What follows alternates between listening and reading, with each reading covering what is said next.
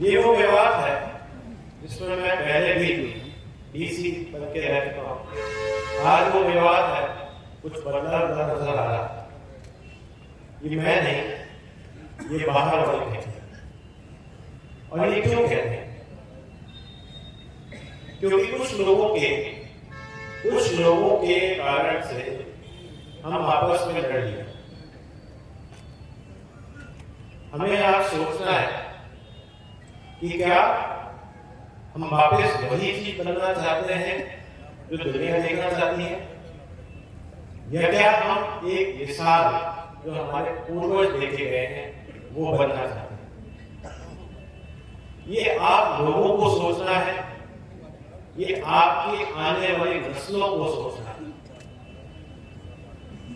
मैं और एसपी साहब कुछ समय रहेंगे, कुछ समय बाद यहाँ से चले जाएंगे, लेकिन आपकी आने वाली जनरेशन, आपकी नस्लें, आपके रिश्तेदार और आपके जितने भी आने वाली पीढ़ियां हैं वो उस नासूर को जो कि दंगों के शेप में दंगों का रंग लिया उसमें भोग दे। जो खाई हिंदू मुस्लिम के बीच में हो जाती है उसको काटना बहुत मुश्किल है, क्योंकि कुछ लोग उस खाई का फायदा उठाते हैं, कुछ वोटों के लिए, कुछ अपने आप को जोड़ने के लिए, अपना रुतबा बढ़ाने। हमने एक शुरुआत इन दंगों के बाद की थी, जहां पर हर थाने के अंदर जाके लोगों से मिली, पंचायत में की, आप सब लोगों से सीधे बात की। हमने ये नहीं कहा कि हम इस पार्टी को बुलाएंगे, इस पार्टी को नहीं बुलाएंगे।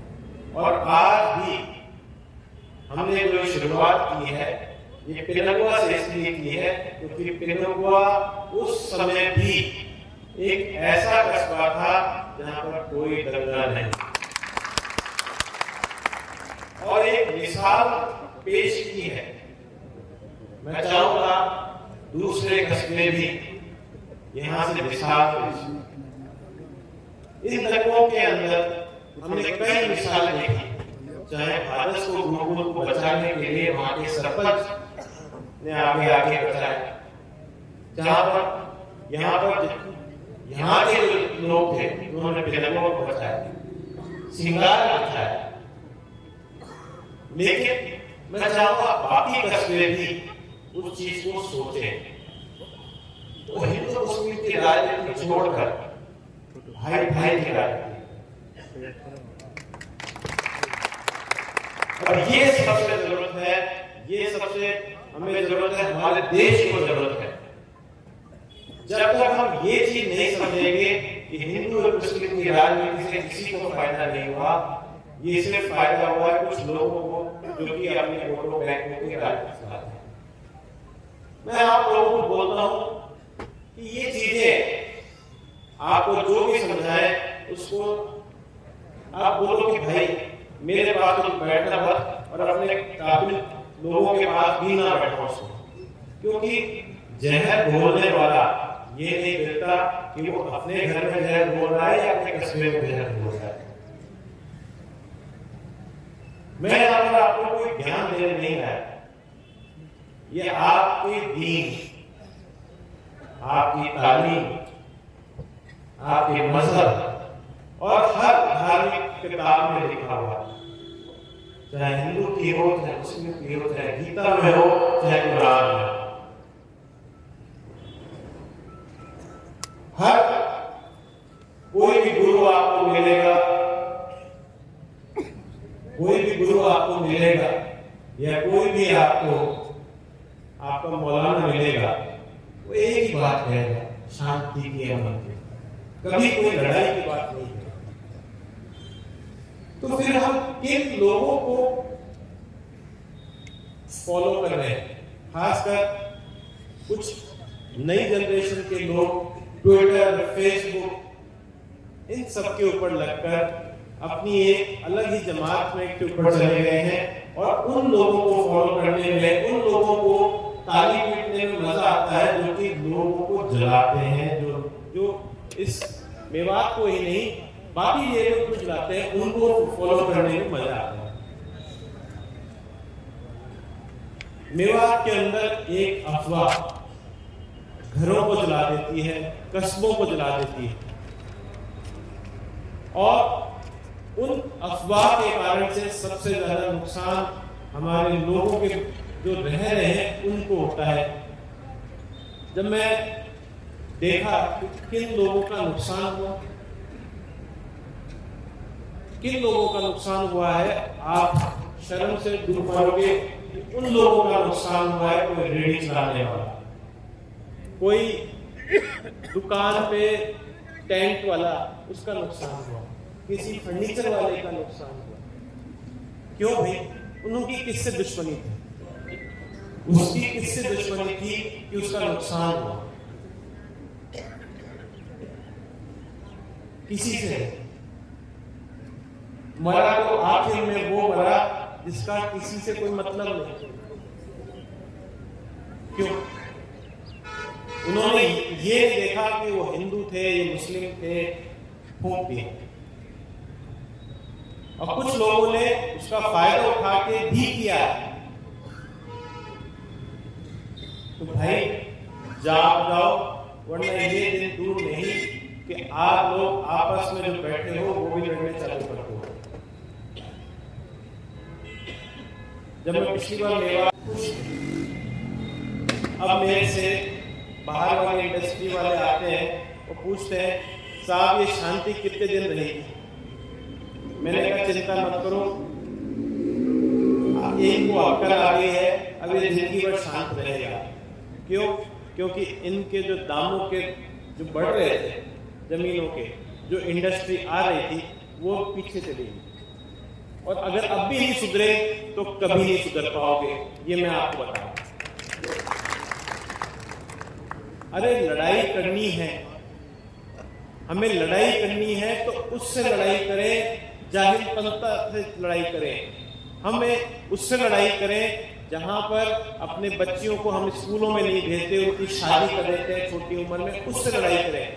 हमें लड़ना है तो उससे लड़ें जिसमें कि हम, बड़े बड़े गांवों में नशा बिक रहा है, खुल्लम बिक रहा है, वहां कोई उसके अगेंस्ट नहीं बोलता, कोई उसको पकड़ के नहीं लाता। हमारे नौजवान, एक घासेड़ा से एक बीवी आई, मेरे को बोलती है कि जी हमारे तो इतना बुरा हाल हो गया है कि कट्टा लेते हैं और बोला छाती पे लगा के 30,000 रुपए ले। मैंने कहा आपके गांव के मौजूद लोग क्यों नहीं पकड़ते? और नहीं पकड़ते क्यों भाई? जिस चीज को पकड़नी है उस चीज को पकड़ो, ये हिंदू मुस्लिम के चक्कर में ना पड़ो। जैसे एसपी साहब ने कहा गौरसी, भाई अगर कई बार हमको ये भी होता है कि हम अपने घर में कुछ खाना बनाते हैं और खाने में कोई चीज पसंद नहीं आती किसी व्यक्ति को, तो हम वो बनाना छोड़ देते हैं और फिर दूसरी सब्जी बना लेते हैं। हम घर में भी इतनी ध्यान रखते हैं किसी के खाने पीने का, और यहाँ तो मेरे लोग गाय पालते हैं, सब कुछ पालते हैं, उसको सेवा भी करते हैं, सब कुछ करते हैं, लेकिन कुछ लोग 100 में से एक बंदा ऐसा है जो कि इसका नाम खराब है। और ये हर जगह नहीं है, ये सिर्फ 1-2 गांव में है जो कि इस चीज को ऊपर बढ़ावा दे। अगर हम लोग नहीं समझे तो ये चलता रहेगा, आगे बढ़ता रहेगा। रही बात सरकार क्या कर रही है, सरकार ने यहाँ पर बिना पर्ची के आपको नौकरी दी, लेकिन आपके बच्चे यहाँ पर लगने के बाद यहाँ से छोड़ के चले जाते हैं। मेवात में कोई नहीं रहना चाहता, आपके लोग ही नहीं रहना चाहते पढ़े लिखे। क्यों? मेवात में रहेंगे, बोला कि सबसे पहले सरकारी कर्मचारी के ऊपर FIR दर्ज कराएंगे मेवात के लोग। क्यों? क्योंकि उसके दर्ज कराएंगे तो वो सारे, मेरे पास, मैं कमिश्नर रोहतक था, म्युनिसिपल कमिश्नर रोहतक, पुनः ना कहीं छोरा मेरे साथ एसडीओ लगा था। मैंने कहा चल रहे मेवात, अब तो मैं मेवात चल रहा हूँ तो एक्शन बन जाना, वहाँ पर एसडीओ बन जाना। बोला नहीं सर, वहाँ जाऊँगा FIR कर दो।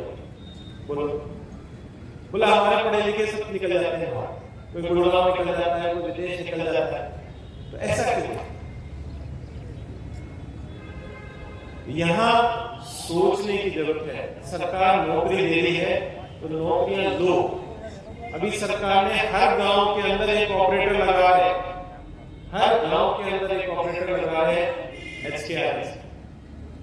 टीचर लगा रहे हैं, टीचरों की भर्तियां निकल रही हैं। आप बच्चों को पढ़ाओ, लिखाओ और आगे बढ़ाओ। मेरा सिर्फ आपसे यही कहना है, आप लोगों से यही कहना है, लड़ोगे। भरोसे का YouTube चैनल और सच्ची खबरें देखने के लिए हमारे खबर हक टीवी को सब्सक्राइब, लाइक और शेयर जरूर करें। और हाँ, सबसे पहले खबरें पाने के लिए बेल आइकन दबाना बिल्कुल भी ना भूलें।